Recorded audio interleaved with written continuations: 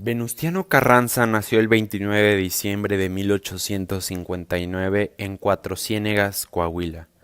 Su padre fue también un político y militar que al fallecer le daría el puesto a su hijo de presidente municipal.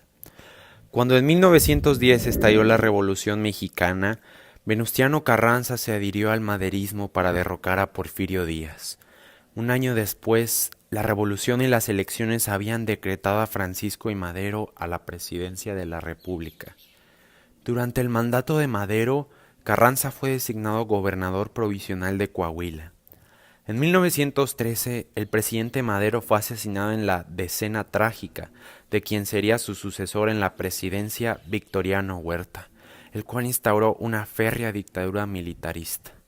Poco después del asesinato de Madero y ya teniendo a Victoriano Huerta como presidente reconocido por la mayoría de estados de la República y países extranjeros, Venustiano Carranza proclamó el Plan de Guadalupe en marzo de 1913, en el cual se manifestó que desconocía la autoridad del gobierno de Victoriano Huerta y se nombraba a sí mismo primer jefe del ejército constitucionalista.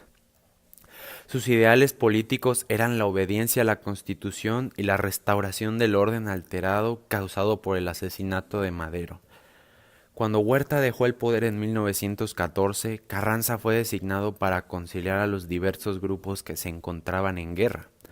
Para esto convocó la Convención de Aguascalientes, la cual no tuvo muy buenos resultados. Carranza sufriría de la oposición de los líderes revolucionarios Francisco Villa y Emiliano Zapata, los cuales fueron apaciguados por su gabinete de operaciones con el general Álvaro Obregón.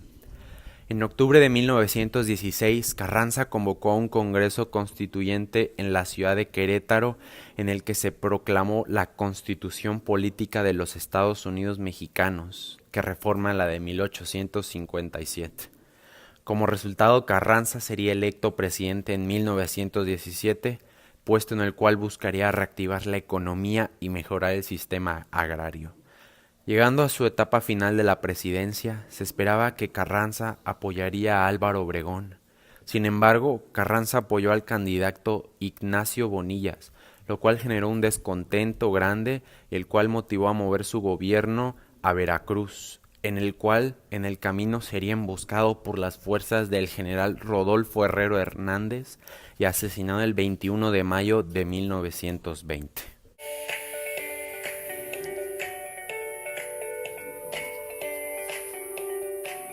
Central del proyecto de Carranza era respecto a que la Constitución de 1857 preveía un gobierno ejecutivo débil, condición que, generalizada, había desembocado en la dictadura. Carranza propuso en lugar de eso un gobierno ejecutivo fuerte, capaz de sortear las emergencias del momento y garantizar, por consecuencia, confianza de su propia fuerza, la soberanía de los estados y las libertades municipales. Estos temas, que obtuvieron el respaldo y quedaron consagrados en el artículo 80 y sobre todo en el artículo 89, que daba al presidente 19 facultades y obligaciones específicas, en las que destacaban las de nombramientos y remoción libre o condicionada de los miembros del gabinete, los diplomáticos y los oficiales superiores del ejército y la armada. Pero sin duda, la mayor revolución jurídica de la nueva Constitución quedó plasmada en el artículo 27, el cual habla sobre las tierras y aguas que son pertenecientes a la nación, la cual tiene el dominio de transmitirlas a particulares, generando así la propiedad privada. Álvaro Obregón nació el 19 de febrero de 1880 en Siquicíban, Navojoa, Sonora. El joven Álvaro se mostró siempre como un muchacho trabajador e inteligente, dotado de una gran personalidad. El estallido en 1910 de la Revolución Mexicana llevaría a la presidencia a Francisco I. Madero, a cuyo proyecto reformista y progresista se adhirió Álvaro Obregón, en el cual luchó contra el general Pascual Orozco en Chihuahua con una fuerza de 300 indios yaquis, con el grado de teniente coronel.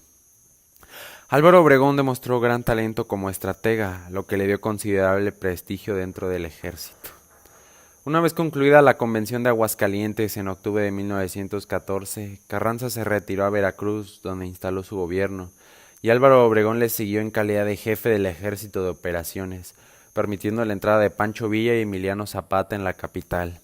Obregón entró nuevamente en Ciudad de México después, tras vencer a los villistas en 4 importantes batallas que tuvieron lugar en 1915.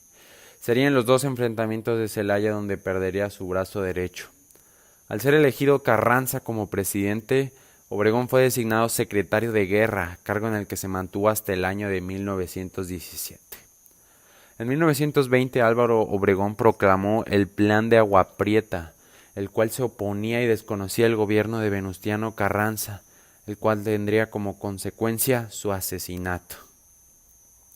En septiembre de ese mismo año se celebraron las elecciones y el general Álvaro Obregón obtuvo una rotunda victoria que le permitió asumir la presidencia para el periodo de 1920 a 1924. Álvaro Obregón comenzó reformas laborales, agrarias y educativas, para las que contó con la colaboración tanto de los grupos obreros y campesinos como de intelectuales y políticos.